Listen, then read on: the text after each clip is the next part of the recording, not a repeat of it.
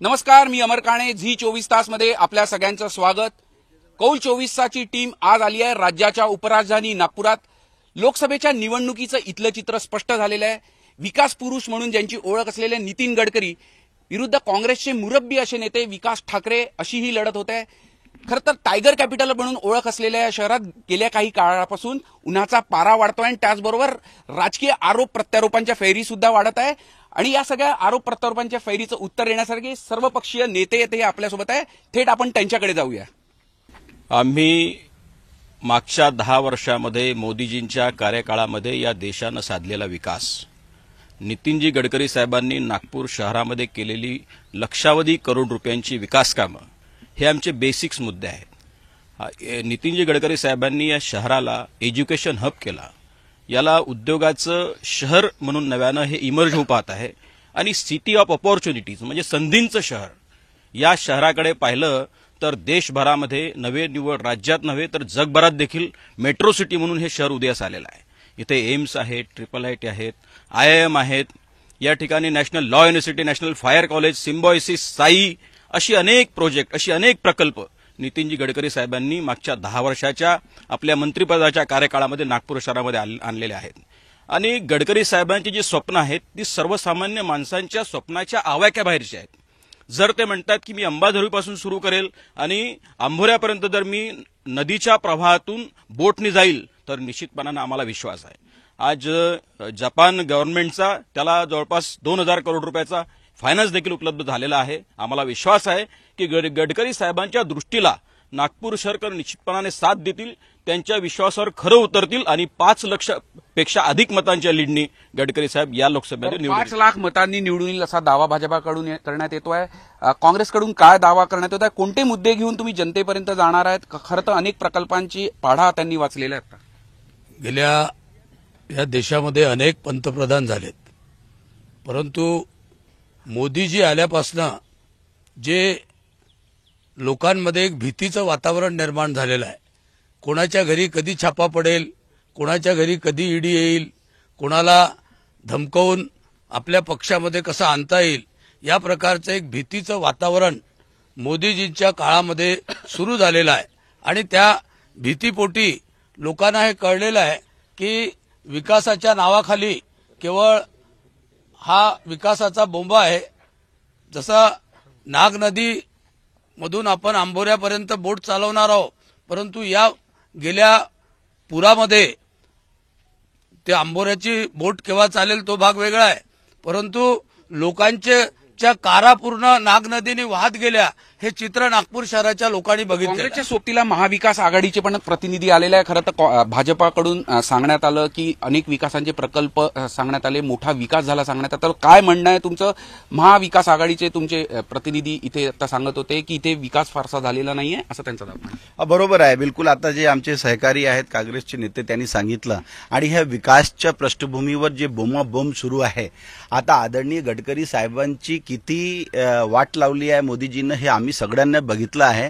आता हे इलेक्शनच्या पुढे नॉमिनेशन भरण्याच्या 1 आठवड्यापुढे NHIचे 4 ऑफिसर गिरफ्तार केले गेले. एक प्रेशर होता आणि पहिली यादीमध्ये गडकरी साहेबांचं नाव नव्हता. आणि तुम्ही जे विकासाची गोष्ट करता, हे विकास पोट भरण्यावाला विकास झाला का? हा मेट्रो दाखवून आणि रोड दाखवून आज ही मिहान, जे मुत्तेमवार साहेबांना मिहान आणलं होतं, जे काँग्रेसने मुत्तेमवारांनी मिहान आणला असा यांचा दावा आहे. आपलं काय म्हणणं आहे? मिहानचा प्रोजेक्ट हा भारतीय जनता पार्टीचाच होता. त्याला जे अपलिफ्ट केलं गेलं ते भारतीय जनता पार्टीद्वारे केलं गेलं. वेगवेगळ्या कंपन्या इथे आलेल्या आहेत. महिंद्रा असेल, टेक महिंद्रा असेल किंवा इतर कंपन्या, त्या माध्यमातून 1 लाख युवकांनाही लावलं गेलं. आता आपले काँग्रेसचे बंधू म्हणाले की ज्या पद्धतीने ईडी लावून जनतेमध्ये भयाचं वातावरण आहे, तर जनतेमध्ये भयाचं वातावरण नाही, तर जे भ्रष्टाचारी नेते आहेत त्यांच्यामध्ये भययुक्त वातावरण आहे असं मला वाटतं. आणि नितीनजींचं जे काम आहे ते आपल्या डोळ्यापुढे आहे, तर त्यांच्या मुद्द्यांना मी फारसं असं महत्व देत नाही. आता तुम्ही ग्राउंड लेवलवर खूप काम करतात. आता तुमचे उमेदवार नितीन गडकरी आहे. कोणत्या दाव्यांनी तुम्ही सगळा हा प्रचार मोहीम राबवणार आहे? बघा, जगाच्या पातळीवर ज्या व्यक्तिमत्वाला रिकॉग्निशन मिळालं ते आहेत नितीनजी गडकरी. आणि नितीनजींनी फक्त नागपुरातच नाही तर अख्ख्या महाराष्ट्रात आणि या देशात असा विकास कामं केलेली आहेत की त्यांच्याविषयी सर्वांच्या बाबतीत आदर, सन्मान, मान आहे. इलेक्शन बघायचा विषय जर असला तर त्याच्यात एक मुख्य असं आहे की गडकरी साहेब एक असं व्यक्तिमत्व आहे की ते अजातशत्रू आहेत आणि राजकारणात ग्रीन कार्ड होल्डर आहेत. ग्रीन कार्ड ज्यांच्याकडे असलं ते कुठेही असेस होऊ शकतं आणि प्रत्येक पक्षाचे माणसं त्यांना चांगल्या रीतीने ओळखतात. त्यांच्या कामांच्या बाबतीत त्यांना सगळ्यांना जाणीव आहे आणि म्हणून अनेक विचारांचे अनेक दलांचे लोक हे नितीनजींच्या बाजूनीच उभे राहतील हा माझा ठाम विश्वास. अजातशत्रू हा शब्द ताईंनी वापरलेला म्हणजे सर्वपक्षीय अगदी म्हणजे संसदेत विरोधी पक्षांनी सुद्धा गडकरींच्या कामाची पावती दिली होती. सगळ्यांनी कौतुक केलेलं होतं. अशा वेळेस त्यांच्या विरुद्ध अशा उमेदवाराविरुद्ध काँग्रेसला लढताना किती त्रास होईल किंवा काय मत तुम्ही मुद्दे मांडाल? नो डाऊट नितीनजीबद्दल, पण माझं असं म्हणणं आहे ॲज अ युवा म्हणून मी ज्या प्रकारे दादांनी म्हटलं की जसं मेट्रोचं काम झालं, रस्त्यांचे कामं झाले किंवा रोजगार दिला, मला नाही वाटत की रोजगार भेटलेला आहे युवकांना आजपर्यंत.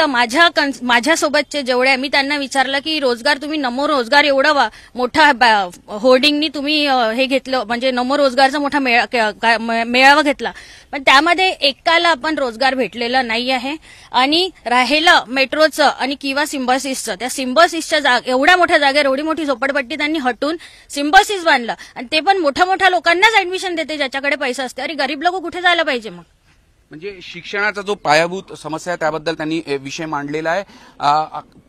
प्रसाद आहे आपल्यासोबत, काय म्हणणं आहे तिने जे आता आर्ग्युमेंट केले तर मेट्रो नमो महारोजगार मेळाव्याबद्दल सांगतो. नमो महारोजगार मेळाव्यात 65,000 लोकांनी रजिस्ट्रेशन केलं, 35,000 लोक तिथे आले, त्यापैकी 15,000 पेक्षा जास्ती लोकांना नोकऱ्या लागल्या. याचा पूर्ण डेटाबेस आहे आमच्याकडे.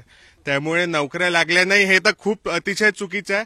सिम्बायसिससाठी नागपूरच्या विद्यार्थ्यांकरता, नागपूरच्या रहिवाशांकरता आरक्षण या गोष्टींची माहिती घेऊन त्यांनी बोलायला पाहिजे. आपण शिवसेना उद्धव ठाकरे गटाकडे मेट्रोमध्ये आता एवढा विकास झाला, तिकडे जाऊन बघा. देवेंद्र फडणवीस साहेब, नितीन गडकरी साहेब आणि बावनकुळे साहेब यांच्या लेटरपेडवर रोजगार भेटला, म्हणजे यांच्या कार्यकर्त्यांना लेटर भेटला. आणि रेशिओ पहा तुम्ही, 35,000चा रेशिओ टाकला, 30 लाखाची आबादी आणि किती युवक आहे? 15 लाख पेक्षा जास्त युवक आहे ज्यांना रोजगार हवे आहेत आणि 35,000 हा का रेशिओ, आणि ते पण कॉन्ट्रॅक्टर बेसमध्ये. म्हणजे तुम्हाला म्हणतो की काही विकास झालेला नाही, रोजगार झिरो आहे. महारोजगार जो मेळावा झाला फक्त यांच्या कार्यकर्त्यांना, त्या दिवशी पण आम्ही पाहिलं की फक्त ते बोलले की बीजेपी या तुम्हाला आम्ही रोजगार देऊ का. हे काय तुमचा विकास? तुमच्याकडे भ्रष्टाचारी येऊन त्यांच्या तुम्ही विकास करून राहिले, जे भ्रष्टाचारी ज्यांच्यावर आरोप लावतात. भ्रष्टाचाराचा आरोप लावला. आज या ज्या पद्धतीने इथे बोललं जात आहे की आमचे स्वतःचे कॅन्डिडेट नितीन गडकरी साहेबांनी किंवा भाजपने लावलेले आहे, मला एक मुद्दा इथे आवर्जून मांडायचा आहे की जे विपक्षामध्ये आपल्या समोर उमेदवार म्हणून उभे आहेत ते विपक्षाचे विकासजी, ते सुद्धा म्हणजे मंचावरून खुलेआमपणे आपले आभार व्यक्त करतात की नितीनजींमुळे आणि देवेंद्रजींमुळे ते स्वतःच्या मतदारसंघाचा विकास झाल्याचं आभार प्रदर्शन करतात.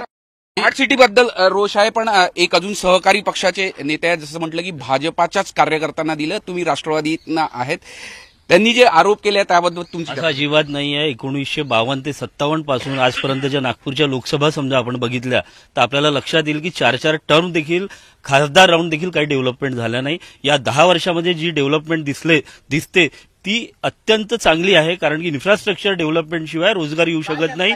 इंडस्ट्री जोपर्यंत इंडस्ट्रीजला पाहिजे इन्फ्रास्ट्रक्चर, ते इन्फ्रास्ट्रक्चर आज नागपूरमध्ये रेडी आहे. त्या माध्यमातून रोजगार नक्की येईल. जे मुलं आज शिक्षित होऊन पुण्याला मुंबईला जातात ती परिस्थिती तुम्हाला दिसणार नाही, एवढं नक्की सांगतो. कचऱ्यापासून मिथेन बनला का? कचऱ्यापासून बायोगॅस बनली का? घरोघरी आतापासून 4 दिवसांना कचरा. हे गडकरी साहेबांना कॉर्पोरेशनच्या भ्रष्टाचार, सिक्युरिटी गार्ड घोटाळा, स्टेशनरी घोटाळा, आता पण पाणी पुरवठा टँकर पासून होत आहे. 70% टँकरवर अवलंबून. मोदींनी म्हटलं होतं 2,000 कोटी रोजगार देऊ, ते आतापर्यंत पॉसिबल झालं नाही. सर्वेच्या खात्यात 15 लाख आणू, महागाई कमी करू, असे कितीतरी जुमले. हे सरकार फक्त जुमल्यावर आली आहे. भूमिगत बिलकुल याचा ढाचा एकदम कमजोर आहे. राजकीय आरोप प्रत्यारोप सगळे सुरू आहे, पण सर्वसामान्य नागरिक पण आहे, त्यांचं काय म्हणणं आहे ते सुद्धा जाणून घेऊया. सर्वसामान्य नागरिकांना काय वाटतं? आपण काँग्रेसचा कारकीर्द संपूर्ण पाहिली, गडकरींची 10 वर्षाची कारकीर्द पाहिली, काय अपेक्षा आहे किंवा काय वाटतंय तुम्हाला त्याबाबत? सर्वसामान्य इथे सर्व राजकीय पक्ष एकमेकांवर टीका करतात, पण जे सर्वसामान्यांचे मुख्य प्रश्न आहेत, या देशामध्ये वाढती महागाई, बेरोजगारी, हे महत्वाचे प्रश्न आहेत आणि याच्यावर चर्चा अजूनही कोणी करत नाही. म्हणजे तुम्ही जे काही आश्वासनं दिली निवडणुकी या काळामध्ये तर ते किती पूर्ण झालीत, याच्यावर 5 वर्षामध्ये तुम्ही काय काय केलं हे वास्तविक पाहता बोलायला पाहिजे एकमेकांवर टीका करण्यापेक्षा. काय म्हणणं आहे, काय तुम्ही दोन्ही कारकीर्द तुलना कशी? आम्ही कारकीर्द पाहिली नागपूरकर म्हणून म्हणतो की निश्चितपणे विकास तर खूप झालाय. हे राजकीय पक्ष आरोप प्रत्यारोप करणं त्यांचं कामच आहे, परंतु सामान्य जनता म्हणून म्हणतो पूर्ण भारतामध्ये नितीन गडकरीची विकास काय अजून सामान्य जनते सामान्य जनतेला बोलू द्या. सर्व सामान्य जनतेकडनं विनंती आहे. खरं तर ते जनता मायबाप सगळे खरं पाहिलं तर ही निवडणूक देशाची आहे आणि नागपूरमध्ये नितीन गडकरींना नागपूरकर सामान्य माणूस हा पंतप्रधानाच्या रूपामध्ये पाहतो, ही याच्यामध्ये तीळ मात्र शंका नाही. पण खरं पाहिलं तर फक्त गडकरींचं काम म्हणजे देशाचा विकास आहे का? बाकीच्याही लोकांनी काम केलं पाहिजे ना. आता आपल्या नागपूरकरचे कितीतरी विद्यार्थी आहेत जे शिकतात परंतु पुणे मुंबईला जातात, त्यांना इथे रोजगार मिळाला पाहिजे ना. खासदार क्रीडा उत्सव झाला, एवढा मोठा आयोजन झाला, किती प्लेयर आले, पण किती ग्राउंड उरलेले आहे नागपूरमध्ये किती युवकांसाठी? तो रेशीमबाग विकून ठेवलेला आहे. आणि किती ग्राउंड आहेत तुम्ही मला खात्रीने सांगा, युवक कुठे खेळणार? हा काही आहे डेव्हलपमेंटसाठी? फक्त इव्हेंट झालेले आहेत. मी तुम्हाला सांगतो फक्त इव्हेंट, पैशाच्या भरोश्यावर फक्त इव्हेंट. आम जनता उपाशी आहे. खरं तर थेट आरोप केलेला. सगळ्या नागपूर शहरातल्या 100 क्रीडा मैदानांना विकसित करण्यासाठी राज्य सरकारने देवेंद्रजी फडणवीस साहेबांच्या नेतृत्वातल्या सरकारने पैसे दिले. गडकरी साहेबांनी ज्या खासदार क्रीडा महोत्सव घेतला त्या क्रीडा महोत्सवातून नागपूरच नव्हे तर देशभरातले युवक खेळाडू आता नव्यानं पुढे आलेले आहेत. हे सर्व विदित आहे, सर्वश्रुत आहे. माझा प्रश्न पुन्हा तसाच आहे की तुमच्या कार्यकाळात किंवा 2.5 वर्षाच्या उद्धव ठाकरेंच्या कार्यकाळामध्ये नेमकी कोणती विकास कामं केली किंवा काय केलं त्याचा जरा लेखाजोखा मांडा. क्रीडा क्षेत्रात आता मी अनेक वर्षापासून काम करतोय. क्रीडा क्षेत्रात हे त्यांच्या परफॉर्मन्सवर नोकरी मिळत असते. नक्कीच त्यांच्या मैदान आणि फॅसिलिटी आपण अजून विषय घेऊया. आपल्याला काय म्हणणं आहे? काय अनेक आंदोलन आपण सुद्धा केलेले आहे, काय म्हणणार? अजनी वन गडकरी जी ने पूरा बर्बाद किया है. उन्होंने इंटर मॉडल स्टेशन वहां पर ला रहे थे, वहां पर सैकड़ों वृक्ष काटे गए हैं. विशेषकर आज अपना टॉप 10 सिटीज में अपना नाम था ग्रीन सिटी, बहुत पिछड़ चुका है. प्रदूषित अपन जो स्मार्ट सिटी बोलते हैं ना, आज 3रे नंबर पे अपना प्रदूषित 13वें नंबर पे प्रदूषित शहर आया है. अपन अपने को इन्वायरमेंट देखना है. आने वाले समय में पहिले अपने पास पर्यावरणाचा हा संपूर्ण विषय मांडलेला आहे की एकूण रँकिंग मध्ये होते नागपूर महानगरपालिका, त्याची घसरण झालेली आहे. काय म्हणणं आहे तुमचं? पर्यावरणाच्या बाबतीमध्ये तर अगदी सत्य बोललेलं आहे, कारण पर्यावरणाकडे दुर्लक्ष करून डेव्हलपमेंट करत आहे. म्हणजे पर्यावरणाचा हा मुद्दा जर आपण बघितला तर आज जे प्रदूषण झालेलं आहे, आता आपण जर पाश्चात्य देशामध्ये जर बघितलं तर त्यांनी सिमेंट रोड काढून त्याचं डांबरीकरण केलेलं आहे की पर्यावरणावरच्या विषयावरनं सगळे विषय केलेले आहे. आबाताई, तुम्ही खरं तर गजबजलेल्या दाटीवटीच्या संपूर्ण परिसरामध्ये वाटतं. एकीकडे विकास सुरू आहे तर दुसरीकडे पर्यावरणाचे प्रश्न सुद्धा उपस्थित करण्यात येत आहे. बघा, पर्यावरणाच्या बाबतीत मागच्या महाविकास आघाडीनी अजितदादांच्या नेतृत्वात महाराष्ट्रात आणि देवेंद्र फडणवीसजींच्या नेतृत्वात आणि देशात नितीन गडकरी साहेबांच्या नेतृत्वात नागपूर शहरात 50 कोटी झाडं लावण्यात आलेली आहेत. हे कुणीही दुरावू शकत नाही ही बाब. 50 वर्षापेक्षा जास्त काँग्रेसनं राज्य केल्यावर काँग्रेसवाल्यांना शरम वाटली पाहिजे की अजूनचा पूल बदलू शकलेला नाही. 50 अनेक वर्ष सत्ता असून आता आमचे मित्र बोलले की काँग्रेसवाल्यांना शरम वाटायला पाहिजे. बीजेपीनी सर्व शरम वगैरे सगळं सोडून दिलेलं आहे, कारण त्यांनी सगळी लाज लज्जा विकून खाल्लेली आहे आणि ते काँग्रेस पक्षाच्या 90% लोकांना आपल्या पक्षामध्ये घेऊन आपला पक्ष वाढवत आहेत. नाग नदीमध्ये बोटिंग प्रकल्प येणार आहे. नाग नदीमध्ये एवढं पाणी आहे आणि नाग नदीमध्ये बोटिंग चालू शकते का? जयसिंगजी आपल्यासोबत आहे. अनेक वर्षापासून आपण बीजेपीचं कार्य करतात आहे. अनेक आरोप होतात आहे. विकास झाला नाही, नोकऱ्यांची संधी मिळाली नाही असा थेट आरोप करण्यात येतो आहे. आपण दिव्यांग क्षेत्रामध्ये अनेक वर्षापासून काम करताय. तुम्हाला म्हणजे तुमच्या उमेदवाराला नितीन गडकरी यांना काय मत द्यावं, कोणत्या गोष्टी सांगाल तुम्ही? असं आहे की नितीनजींना मतं कायच्यावर द्यावे हे तर पूर्ण देशालाच माहिती आहे की नितीनजींना मतं कशी द्यावे म्हणून. इव्हन काँग्रेसचेच लोक नितीनजींना मतं देणार आहे.